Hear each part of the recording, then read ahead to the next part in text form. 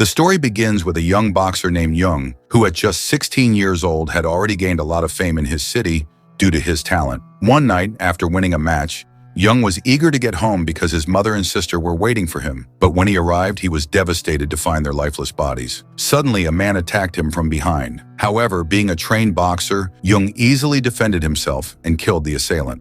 2 years later, a group of boys at a school were discussing Jeong's story. It was said that the people who attacked his family were thieves, but Jeong had used his boxing skills to take them all down, which led to him being accused of murder and sent to jail.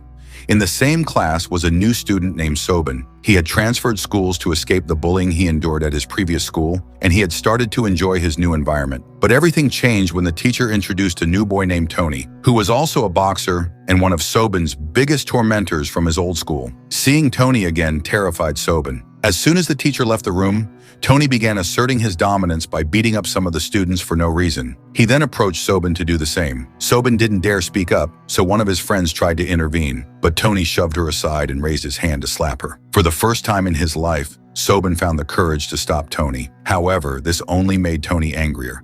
He decided to teach Sobin a lesson. Out of desperation, Sobin grabbed a pen to defend himself, but Tony, mocking him, egged him on, saying, "Go ahead, weakling! Hit me!" As Tony tightened his grip on Sobin, in a panic, Sobin jabbed the pen into Tony's eye. This incident led to Sobin being charged with attempted murder. In court, Sobin couldn't bring himself to testify against Tony, and as a result, he was sentenced to 2 years in jail. On the bus to prison, Sobin's seatmate happened to be none other than Jeong. Once in prison, the inmates were separated into different cells, and Sobin ended up sharing a cell with a thief named Min. Another inmate soon told them about the prison's hierarchy. The most feared prisoners were 3 men named Jun, Ak, and Han. Jun was a decent man who often stood up to Ak and Han, who liked to bully the other inmates.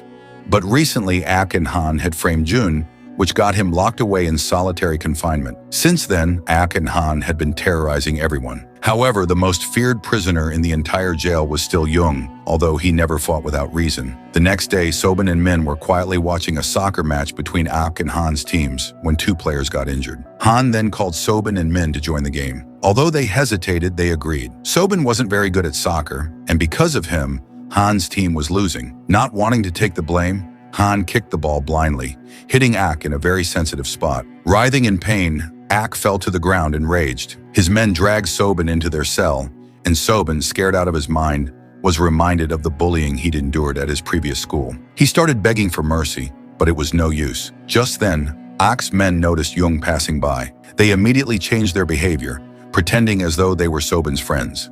Seeing this, Sobin realized that everyone feared Jeong in the prison. Desperate to save himself, Sobin ran straight to Jeong. Although Jeong usually stayed out of unnecessary trouble, seeing Sobin's desperate plea moved him. When Ak and Han tried to stop him, Jeong knocked Ak out with a single punch. In the prison, all the inmates attended classes, but during class, Ak had his eyes fixed solely on Sobin. He was determined to teach Sobin a lesson at any cost. Right after class, a guard took Sobin to meet someone, and it turned out to be none other than Tony. Tony's eye was now completely damaged, and he had been expelled from school. Because of that, he was now living on the streets, and he blamed Sobin for everything that had happened to him. Tony was filled with rage and wanted to kill Sobin no matter what. When Sobin heard this, he, as usual, began pleading for his life, but Tony wasn't moved at all by his begging. During class, Sobin had noticed Jeong, who was training at the time, and it hit him that he had 2 years left before he could leave prison. If he could learn boxing well, he might be able to defend himself. With this thought, Sobin immediately went to ask Jeong to be his trainer. At first, Jeong refused outright because he believed that Sobin might misuse his skills. But when Sobin explained what he had gone through, Jeong realized that Sobin wasn't the type to go down the wrong path. With that, Jeong decided to help him. However, before Jeong would agree to train him, Sobin had to pass a test. He had to run 100 laps around the ground in 40 minutes. Only after passing this test would Jeong agree to train him. This training meant everything to Sobin, so he immediately started running laps without stopping. As he ran, all the memories of the torment and abuse he had suffered played in his mind, driving him forward. He was willing to die, but not to quit. By the last few laps, Sobin was completely exhausted, and Jeong told him to stop. But Sobin was determined to pass the test, so he kept running until he completed all 100 laps. By the end, he was so tired that he was about to collapse, but Jeong caught him just in time. Seeing Sobin's condition, Jeong realized how important boxing was to him. To help Sobin even more, Jeong asked the prison warden to move Sobin into his room. The warden was a fan of Jeong and knew that Jeong wasn't a bad person, so he quickly agreed to the request and moved Sobin to Jeong's room. The very next day, Jeong started training Sobin. However, seeing Sobin's weak condition, he realized he would have to put in a lot of effort to help him. Meanwhile, Aki was also preparing for revenge. But his companions reminded him of Min, who was with Sobin that day. They thought they could use Min's help to separate Sobin from Jeong. During the training, Sobin became extremely exhausted and wanted to rest, but Jeong reminded him that with such an attitude, he would never learn boxing. After hearing this, Sobin got back to exercising.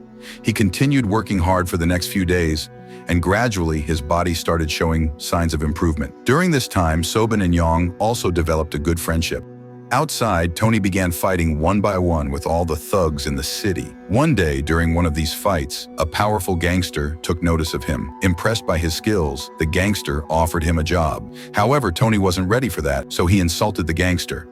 In response, the gangster slapped Tony, knocking him down, and gave him one last chance to accept the offer. Tony was in desperate need of money, so he agreed to work for the gangster. Meanwhile, during lunch at the jail, Min told Sobin that in just a few days, Jeong would be sent to a higher security prison, and after that, no one would be there to protect Sobin. Hearing this, Sobin became very discouraged because Jeong had never mentioned anything about it, so he immediately went to talk to Jeong. Jeong explained that sooner or later Sobin would have to fight for himself and that time was approaching. Taking his advice, Sobin resumed his training. Meanwhile, Aki's men were bothering Min, but just then Sobin arrived. When they tried to intimidate him, he used his boxing skills to beat them up. When Aki found out about this, he told his men to bring Sobin to him right away. However, the two men were so frightened by Sobin's beating that they went to him and asked for his help. After this, Sobin quietly went to meet Aki. When he arrived, he first apologized to Aki for his mistake, but Aki didn't care at all. He immediately attacked Sobin. However, Sobin was no longer the same as before. He started fighting back,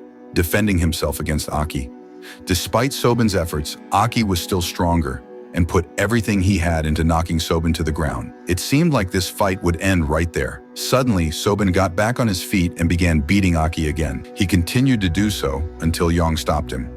After that, both of them quietly left the scene. Meanwhile, Tony's reputation in the city was growing rapidly, and each day seemed more dangerous than the last. During Sobin's final training with Jeong, he almost landed a punch on his face, but this also marked the end of their time together. That same day, Jeong was being transferred to another prison. Before leaving, Jeong told Sobin to keep working hard. The moment Jeong left the prison, Jun was also freed, which meant no one in the prison would be able to bother anyone else anymore. But just then, Han challenged Sobin to a fight, with the condition that if Sobin won, Han would never bother any prisoner again. They decided to meet for the fight in 5 days. In the meantime, Tony came to see Sobin again because rumors about Sobin's training outside the prison were spreading.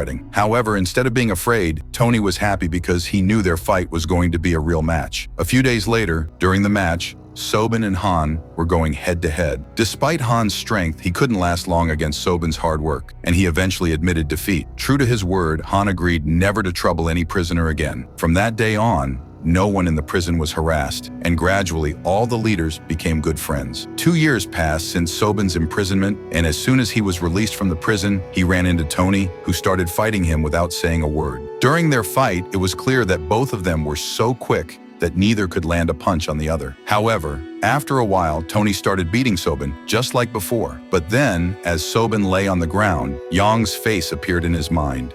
He got back on his feet and resumed fighting. This time, using a special technique that Jeong had taught him, Sobin landed a punch so powerful that Tony couldn't get back up. After defeating Tony, Sobin quietly walked away. Despite the distance between them, his friendship with Jeong remained strong. With that, the movie ends here. Thanks for watching. If you like my recaps, hit the subscribe button and give the video a like.